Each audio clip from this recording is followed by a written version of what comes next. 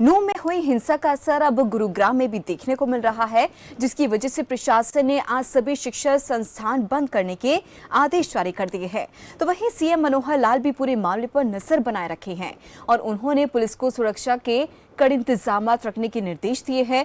साथ ही गुरुग्राम पुलिस ने लोगों से शांति बनाने की अपील करते हुए कहा कि वो गलत अफवाहों पर विश्वास ना करें। अगर कोई सोशल मीडिया पर आपत्तिजनक पोस्ट करेगा तो उस पर सख्त कार्रवाई की जाएगी।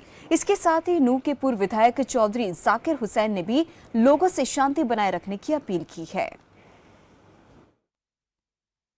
मेवात क्षेत्र में और खास तौर पर नूंह के आसपास जो घटना हुई है वो बहुत दुख का विषय है और मेवात का जो भाईचारा जो सदियों से चला आ रहा है, जो देश के बंटवारे के समय 1947 में भी ये भाईचारा कभी नहीं टूटा। आज जरूरत है कि हम उसी भाईचारे को कायम रखें और मेवात में अमन और शांति कायम करें। हमारे प्रदेश के मुख्यमंत्री माननीय श्री मनोहर लाल जी पूरी स्थिति के ऊपर नजर बनाए हुए हैं और मुझे उम्मीद है और मैं दुआ करता हूं कि जल्द ही हमारे मेवात के हालात सामान्य होंगे और यहाँ पर अमन और चैन बहाल होगा और जो भाईचारा हमारा 36 बिरादरी का हमेशा रहा है वो इसी तरह इंशाअल्लाह आगे रहेगा। तो यहाँ पर आप तस्वीरों में भी देख सकते हैं कि प्रशासन ने शिक्षा संस्थान को बंद करने का जो है फैसला लिया गया है और आपको ये भी बता दें कि 2 अगस्त तक इंटरनेट सेवा भी बंद कर दी गई है। लगातार सरकार की तरफ से लोगों से यही अपील की जा रही है कि अफवाहों पर विश्वास ना करें। और इसी खबर पर ज्यादा जानकारी के लिए हमारे साथ संवाददाता सूरज दुहन जुड़ गए हैं। सूरज, जैसे कि हम देख रहे हैं कि एक तरफ पहले ये देखा जा रहा था कि गुरुग्राम में आपने ही जानकारी दी थी कि अभी स्थिति अंडर कंट्रोल में है, लेकिन अब जो हालात है वे बेकाबू होते जा रहे हैं इस समय। देखिए दीपाली, अगर बात की जाए तो गुरुग्राम की, तो गुरुग्राम के सटा जो जितना भी एरिया है वो इंटरनेट सेवा यहाँ पर बंद कर दी गई है। हालांकि ये भी खबर सामने आई है कि मेवात के अंदर कर्फ्यू लगा दिया गया है, यानी सबकी आय जाई बंद कर दी गई है। हालांकि गुरुग्राम में और जो पलवल में वहां पर शिक्षण संस्थानों को बंद कर दिया गया था प्रशासन ने। जो 15 जो टुकड़ी है सीआरपीएफ की जो टुकड़ियां वो लगा दी गई थी। हालांकि जो भी जितने भी गुरुग्राम में मस्जिद है वहां पे भी जो पुलिस के जवानों की ड्यूटी तैनात कर दी गई है कि किसी प्रकार का कोई हिंदू तत्वों के जो शरारती तत्व हो या किसी प्रकार की कोई इसी प्रकार कोई शरारती तत्व किसी प्रकार की हरकत ना कर दे। पैनी नजर यहाँ पर जो प्रशासन की है वो यहाँ पर दीपाली है रोकी गई है। हालांकि मैं आपको बता दूं किस तरह देखा जाए 24 घंटे के अंदर अंदर यही प्रशासन का कहना कि हम हालात को काबू पाने की कोशिश कर रहे हैं। हालांकि उनकी पहचान भी की जा रही है जिन्होंने किस तरह पथराव किया था, लेकिन दुखद बात इस बात की है कि जो भी गाड़ियों के आके हवाले किया गया था उसके नंबर ट्रेस द्वारा उनके मालिकों को पूरी लिस्ट यहाँ पर तैयार की जा रही है। हालांकि हरियाणा सरकार बिल्कुल अलर्ट पर है और यहाँ पर मुख्यमंत्री स्वयं इस घटना का पूरी जो बातें हैं और उनकी जानकारी हो लेते हुए नजर आ रहे हैं। दीपाली जी, सूरज आपसे जानना चाहेंगे, इस तरह की कोई खबर सामने आ रही है कि मस्जिद को आग के हवाले कर दिया है और कई लोग जो है गंभीर रूप से घायल हो गए, इस तरह की कोई जानकारी आपके पास? देखिए बिल्कुल जो सोशल मीडिया है उस पर रोक जरूर लगा दी गई है। ये भी रात को भी ये अफवाह फैलाई गई थी कि मंदिरों को तोड़ा गया है।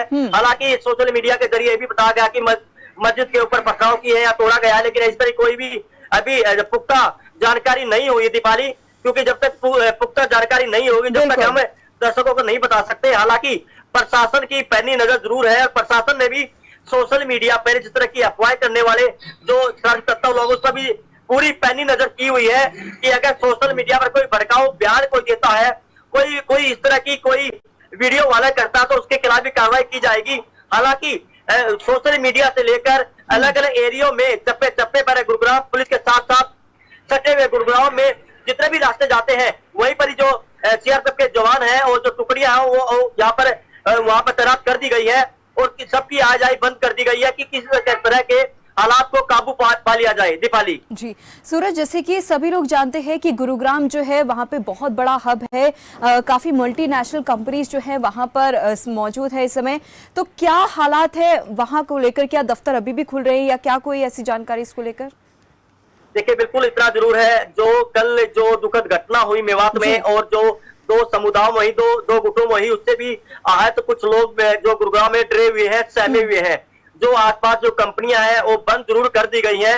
हालांकि प्रशासन का ऐसा कोई आदेश नहीं आया है कि किसी प्रकार की कंपनी बंद की जाए, लेकिन कुछ संस्थान ऐसे हैं जो बंद कर दिए गए हैं, जैसे जैसे जो शिक्षण संस्थानों को आदेश कर दिया गया बंद कर दिए गए हैं। हालांकि कुछ लोग ऐसे हैं जो भय के कारण अपनी ड्यूटी पर नहीं जा रहे, हालांकि वो अपने घर पर बैठ के काम कर रहे हैं। लेकिन प्रशासन सबसे अपील भी कर रहा है दीपाली कि अफवाह पर यहाँ पर कोई भी देखे ना, किसी पर विश्वास ना करे।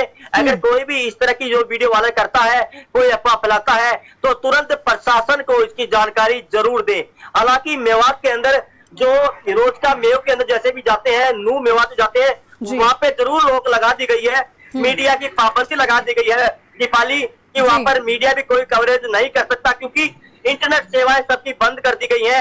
इसी कारण प्रशासन ये वहां पर लगा हुआ है कि भाईचारे को किसी तरह के काम किया जा सकते हैं, और किसी तरह को जो भी उनकी पहचान भी की जा रही है कि जिन्होंने इस उपद्रव ने पथराव किया था, गाड़ियों को आके हवाले किया गया था। लेकिन दुखद घटना ये भी है कि दो जो होमगार्ड के जो शहीद हुए, जो इस घटना में मारे गए हैं, कहीं ना कहीं उसका जो दुख है, और जो घायल हुए हैं वहां पर भी प्रशासन अफसोस जता हुआ नजर आ रहा है दीपाली। जी सूरज, आप हमारे साथ बने रहेगा, पल पल की अपडेट इस पूरे मामले पर आपसे लेते रहेंगे, और इसी पर ज्यादा बातचीत के लिए हमारे साथ राय सिंह कांग्रेस प्रवक्ता जुड़ गए हैं। राय सिंह जी, बहुत बहुत स्वागत है खबर फास्ट पर आपका। सर, मेरी आवाज आप तक पहुंच रही है?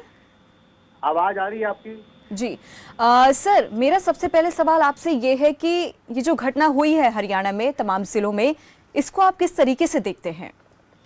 देखिए शेफाली जी, जहां तक घटनाओं की बात हुई, जब से भाजपा और इनका जो पितृपक्ष है, जो उनका आधार है आरएसएस, जब से ये सत्ता में सामने आमने बैठकर जब से ये सत्ता संभाले हुए पूरे देश में इन्होंने इस प्रकार के राजनीतिक भूमि को, पृष्ठभूमि को इन्होंने आधार बना दिया दंगों को। जहां जहां पर भी लगता है कि चुनाव आने वाले हैं, और जहां पर लगता है कि प्रदेश में, क्षेत्र में माहौल ठीक है, वहां पर इस प्रकार की घटनाएं पैदा करते हैं। ये इनका आधार हो चुका है। ये पूरे देश के आप आंकड़े उठा के देख लो, जब बंगाल में चुनाव आए तो इनका वहां पर, जब मध्य प्रदेश के अंदर इनके सर्वे खिलाफ हुए तो इन्होंने हिंसा वहां पैदा कर दी। इसी प्रकार राजस्थान के अंदर इनको लगा कि तुम्हारी सत्ता नहीं आ रही है, इन्होंने वहां पर ऐसा हाल पैदा कर दिया। छत्तीसगढ़ में किया है। हरियाणा एक बड़ा ही शांति प्रिय प्रदेश है। हमारे प्रदेश का इतिहास रहा है कि हमने न केवल भारत बल्कि दुनिया में इतिहास में हमने दिखाया है कि हम एक शांति प्रिय प्रदेश के वासी हैं। यहाँ पर भाजपा की प्रयोगशाला ने एजेंडा तैयार किया हुआ है कि किस प्रकार हरियाणा के लोगों को भी इस प्रकार की भूमिका में शामिल करें। ये इनका एजेंडा है। बिल्कुल साफ सुथरा आरोप है हमारा कि प्रशासन की कोई गलती नहीं है, सरकार का एजेंडा है। सरकार चाहती है कि इस प्रकार के दंगे हों, माहौल ऐसा बने, लोगों के अंदर भावनाओं को लेकर, धर्म को लेकर, जाति को लेकर। इन्होंने पहले भी जाट और नॉन जाट को लेकर हरियाणा को जलाने का प्रयास किया। 5 साल की सत्ता में रहे, अब सोच रहे हैं कि धर्म के आधार पर लोगों को भड़का दे। लेकिन शेफाली जी, भाजपा के लोगों को, इस प्रदेश के लोगों का संदेश है कि प्रदेश के लोग किसी भी प्रकार से इनके बहकावे में नहीं आएंगे। यहाँ पर प्रेम, सौहार्द, भाईचारा और एकता के साथ रहने का हमारा जो हमारी संस्कृति है, जो हमारा कल्चर है, जिसके लिए देश की आजादी के लिए कांग्रेस की विचारधारा में लोगों ने आजादी को प्राप्त किया था, और देश के 70 साल के निर्माण में हमारी भूमिका रही है। हम उस भूमिका के आधार पर और देश के आंदोलनों के आधार पर कांग्रेस का कार्यकर्ता और कांग्रेस पार्टी कभी नहीं चाहेगी कि भाजपा और उसका जो पितृपक्ष है, जो उसका आधार है आरएसएस, वो प्रदेश की शांति को भंग कर दे। जी, लेकिन राय सिंह जी, जैसे कि आपने मौजूदा सरकार पर गंभीर आरोप लगाए हैं, वो आपकी अपनी प्रतिक्रिया है, लेकिन आपसे ये जानना चाहेंगे कि कोई भी सरकार, चाहे वो कोई भी पार्टी की सरकार क्यों ना हो, वो अपने राज्य को, अपने एरिया को क्यों दंगा भड़काने की कोशिश करेगी? क्या कुछ मुख्य वजह है आपके मुताबिक?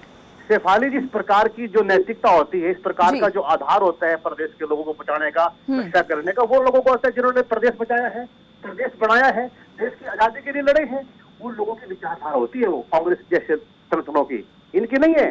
इन्हें तो पहले भी आजादी के समय भी अंग्रेजों के साथ मिल गए थे। इतिहास बहुत लंबा चौड़ा है।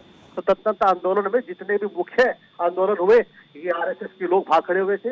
इन्होंने अंग्रेजों गुलामी करी है, और देश की आजादी के बाद जब भी देश आगे बढ़ा है, इन्होंने जाति, धर्म, भाषा, क्षेत्र, नस्ल, मणिपुर चल रहा है शेफाली जी, मणिपुर में भी इन लोगों की भूमिका है कि इन्होंने किस प्रकार उस छोटे से सुंदर से शांति प्रिय प्रदेश को भी आज की जोड़ दिया। ये वो लोग हैं, इनका एजेंडा केवल सत्ता में रहने का है, सत्ता में बना रहने का है कि सत्ता में बना रहेंगे, और सत्ता में कैसे बनना है इनको पता है, एजेंडा करा देते हैं। प्रशासन को नहीं पता होता है कि क्या सरकार की मंशा क्या है। प्रशासन चाहते हैं कि शांति बनी रहे, हालात सुधरे, लोग चाहते हैं कि हम प्रेम से रहें, हमारा व्यापार चले, हमारी कृषि आगे बढ़े, हमारे बच्चे युवा शिक्षित हों, उनको रोजगार मिले, महिला चाहती है कि सुरक्षित रहें।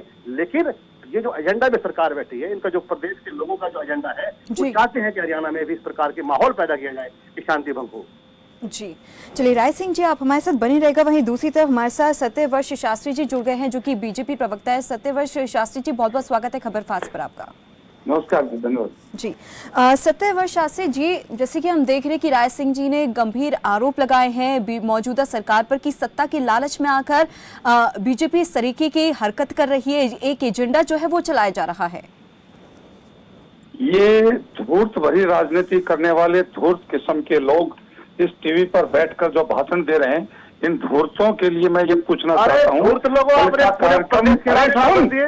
अरे धूर्त लोगों आपने पूरे हालात को अपने बेकाबू कर दिया। राय सिंह जी सबसे पहले उनको अपनी बात पूरी करनी दीजिए सर। सुनिए, मैं राय सिंह जी सबसे पहले उनको बात पूरी करने दीजिए। आप जरा शांत रहिएगा प्लीज, आपसे हम्बल रिक्वेस्ट है। मैं पूछना चाहता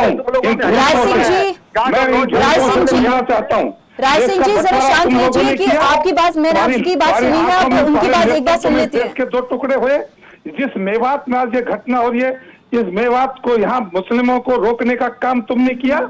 और कल आप लोगों ने राय सिंह जी एक बार उनको अपनी बात पूरी करने दीजिए सर। को लेकर कार्यक्रम नहीं था, और केवल यदि कार्य था तो रूटीन का कार्य जो सोमवार को श्रावण मास में हर शिव मंदिर के अंदर जो जलाभिषेक होता है, ये कोई नई परंपरा नहीं थी, नए लोग नहीं थे, नया कोई विषय नहीं था, और वो आराम से शोभा यात्रा चल रही थी। उसके ऊपर पथराव करने वाले इन कांग्रेसियों धूर्तों के मुंह से आज तक, कल से मैं टीवी चैनल्स पर देख रहा हूँ, बोल रहा हूँ, अनेक टीवी चैनल्स पर मैंने बयान भी दिया है, मैंने इस घटना की निंदा की। एक भी कांग्रेसी व्यक्ति ने इस घटना की निंदा नहीं की। आप बताइए, अपराधी कौन थे? मंदिर कोई नया बन रहा था क्या? मंदिर में कोई नए लोग थे क्या? मंदिर में कुछ नया कार्यक्रम हो रहा था क्या? कोई गंभीर भाषण या उपद्रवियों को उकसाया जा रहा था क्या? एक साल भर चलने वाला, साल भर के अंदर एक कार्यक्रम चलने वाला जो रूटीन का कार्यक्रम था, वो जो पहले घोषित कार्यक्रम था, उस कार्यक्रम के अंदर बीच में पथराव कर देना, 50 से ज्यादा गाड़ियों को फूंक देना, और धूर्तो तुम्हारे मुंह में दूध दही जमा पड़ा है, तुमने एक शब्द उसके लिए निंदा नहीं की कि जिन लोगों ने ये घृणित कार्य किया हम उसकी निंदा करते हैं। मैं कल से बोल रहा हूँ, लेकिन आज तुम आरएसएस को और भाजपा को इसलिए बरकर कि दंगे होते, दंगे के प्रायोजक कौन था? और तो दंगाई कोई धर्म, जाति और संप्रदाय के नहीं होते, मैं कहता हूँ। लेकिन उस घटना करने वाले लोगों पर आज तक तुमने एक शब्द नहीं बोला है। आज कितना भयावह स्थिति थी, आम आदमी इस बात को लेकर चल रहा था कि अपना हरियाणा है, अपनी धरती है, सबका साथ, सबका विकास करके मेवात के अंदर कोई व्यक्ति यह नहीं कर सकता कि कभी भाजपा की ओर से किसी क्षेत्र में किसी व्यक्ति के साथ कोई इस प्रकार की घटना की हो जिससे उनको लगता हो कि ये लोग हमसे पक्षपात करते हैं। किसी भी दृष्टि से एक बार भी आरोप इस 8-9 साल के अंदर नहीं लगा। और वहां शांति प्रिय लोग जब शोभा यात्रा निकाल रहे थे, क्या इस देश के अंदर हिंदुओं को शोभा यात्रा निकालने का अधिकार नहीं है? क्या उनको डर डर कर जीने का अधिकार है? क्या यदि वो अपने धार्मिक स्थलों के ऊपर यात्रा करेंगे तो उनके वाहन फूंक दिए जाएंगे, उनको गोलियों से मार दिया जाएगा? प्रशासन के अंदर सुरक्षा करने वाले गोलियों को, सैनिकों को और सिपाहियों के ऊपर गोलियां चलाई जाएंगी? कितने लोग वहां मारे गए, कितने प्रकार के वाहन फूके गए? क्या तुम्हारे पास जवाब है इस बात का? और तुमने इस घटना करने वाले लोगों की निंदा की अब तक? जी ये वो लोग हैं जो लाश के ऊपर राजनीति करने वाले। ठीक है सत्यव्रत जी, एक बार उनका रिएक्शन ले लेते हैं। मैंने आपकी पूरी बात सुनी, एक बार राय सिंह जी का रिएक्शन ले लेते हैं इस पर। आप लगातार उनसे सवाल पूछ रहे हैं, राय सिंह जी बोलिए सर आपका रिएक्शन इस पर। शेफाली जी देखिए, जहाँ जहाँ पर दंगे होते हैं, दंगा और ये आरएसएस की जो निकट है, ये प्रायवाची हो चुके हैं पूरे देश के अंदर, ये मेरा आरोप है। दूसरी बात, जो धूर्त की किस्म के शब्दों का प्रयोग मेरे मित्र कर रहे हैं, अरे धूर्त आप हो, चालाक आप हो, निकम्मे आप हो, आप हमारे ऊपर आरोप लगा रहे हैं। हमसे कह रहे हैं कि कोई सवाल नहीं किया, इन्होंने कोई प्रश्न नहीं उठाया, इन्होंने कोई बात रखी। सरकार आपकी है, प्रायोजित दंगे आपके हैं, अरे हम हिंदुओं के रक्षक हैं, हम समाज के रक्षक हैं, हम हर प्रकार की जाति धर्म भाषा क्षेत्र के प्रहरी रहे हैं। तुम लोगों का एजेंडा है, तुमने इस प्रकार की शांति प्रिय प्रदेश की शांति भंग करने का जो कार्य इन्होंने कार्य किया, इतिहास तुम्हें माफ नहीं करेगा और ये तुम्हारा अंतिम समय चल रहा है। याद रखना सत्यव्रत शास्त्री जी, लोग तुम्हें ढूंढ कर पकड़ कर तुम्हारे सवाल करेंगे जब चुनाव आएंगे कि तुमने किस प्रकार हरियाणा की राजनीति को पहले जाति के आधार पर तुमने तोड़ा है। 5 वर्ष तुमने भाईचारा तोड़ कर रखा है, पूरे हरियाणा को दिलाने का प्रयास किया। और जब प्रकाश आयोग सामने आई, उसके अंदर मुख्यमंत्री कार्यालय से किए गए फोन, किन किन लोगों ने फोन किया, रोहतक में दंगा कराओ, सोनीपत में दंगा कराओ, अम्बाड़ा को जलाओ, गुड़गांव को जलाओ, उस सब की रिकॉर्डिंग वहां पर है। जब वो सामने आए, ये भाग खड़े हुए। 5 वर्ष हो गए आज तक इन्होंने उस आयोग की जांच को सामने नहीं लाने दिया। ये वो लोग हैं। और आज भी शेफाली जी, मेरा आरोप है, जब भी जांच होगी, जांच के बाद मुझसे सामने आएगा। हम निंदा करते हैं घटना की, हम चाहते हैं कि सरकार तो प्रहरी नहीं है, सरकार टूट चुकी है, सरकार बहका रही है, सरकार केवल अपना एजेंडा चला रही है। मेरा हरियाणा प्रदेश के वासियों से, आपके प्रतिष्ठित चैनल के माध्यम से मेरा पुरजोर मांग है, हाथ जोड़कर प्रार्थना है कि इन दंगाइयों के भेष में, इन दंगाइयों की बातों में ना आकर हरियाणा प्रदेश को बचाओ। ये वो लोग हैं, लुटेरे हैं, करोड़ों रुपए घोटाले कर चुके हैं। इनके गरीब से गरीब जो काम करने वाले कार्यकर्ता होते थे, आज करोड़ों रुपए कमाकर डकार चुके हैं। बात करते हैं भ्रष्टाचार को सीमित करने की, बात करते हैं भाईचारे को बढ़ाने की। इन लोगों पर आरोप है कि निकम्मो, धूर्तो, अपने चेहरे को पहचानो, आईना देखिए, तुमने हरियाणा को दूसरी बार चलाने का प्रयास किया है। जी, चलिए, बहुत बहुत धन्यवाद आप दोनों मेहमानों का हमारे साथ जुड़ने के लिए और इस पर चर्चा में शामिल होने के लिए। तो जैसे कि आपने भी देखा कि किस तरीके से दोनों पक्ष जो है अपनी अपनी बात जो है इस पूरे मामले को लेकर रख रहे थे। हालांकि चुनाव नजदीक है और आरोप प्रत्यारोप का दौर जो है अक्सर लगातार जारी रहता है। हालांकि इस पूरे मामले में अब क्या होगा, ये देखने वाली बात होगी। चलिए, फिलहाल के लिए मेरे साथ इस बुलेटिन में बस